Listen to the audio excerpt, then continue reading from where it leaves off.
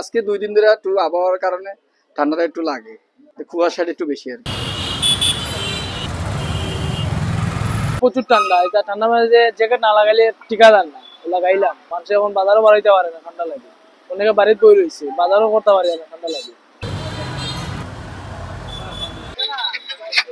খুব বেশি ঠান্ডা লাগে। সকাল থেকে আবহাওয়া মানে একই রকম।